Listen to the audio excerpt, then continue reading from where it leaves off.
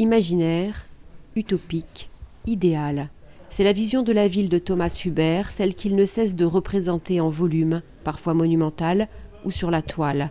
L'artiste suisse est l'invité du Fonds régional d'art contemporain des Pays de la Loire pour une exposition « L'imagination au pouvoir ». Le FRAC est soutenu par la région des Pays de la Loire avec une subvention annuelle de plus de 500 000 €. Né au sein d'une famille d'architectes, Thomas Huber, berlinois d'adoption, est fasciné par les cités, l'espace et l'univers urbain. Une maison est toujours représentée par une façade, mais il y a quelque chose derrière la façade. Et c'est un peu la même chose comme je regarde sur un tableau.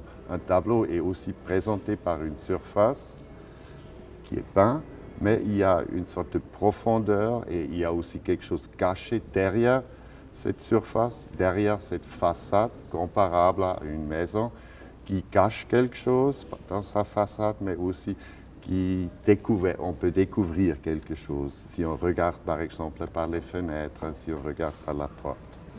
Le FRAC des Pays de la Loire avait acheté Sonner les matines en 2002, une des œuvres de l'artiste, fragment imposant d'un ensemble plus vaste intitulé Huberville, qui questionne la citoyenneté et l'être ensemble dans la ville. Nous ouvrons cette exposition puisqu'il a choisi d'exposer Sonner les matines, son œuvre à lui, mais aussi il a sélectionné quelques œuvres d'autres artistes qui lui semblaient intéressants en écho de son travail sur cette ville utopique. Thomas Huber s'est ainsi entouré des œuvres de Gabriel Orozco, Barry Flanagan, Peter Cloger, Spencer Finch, Pascal Convert et Wim Delvoye. Les trois grandes œuvres, on peut dire, représentent une idée de ville, de société, de géographie, et tout ça dans une attitude assez imaginaire, on peut dire. Des œuvres en résonance avec son propre univers et qui interrogent notre monde actuel.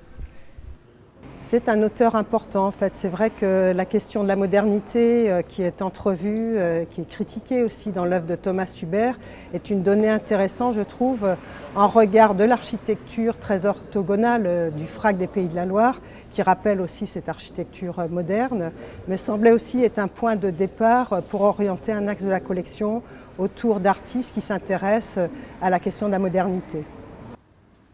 L'imagination au pouvoir, cette ville réinventée, est à visiter jusqu'au 23 avril à la Abt Galerie, le Hangar à Bananes à Nantes.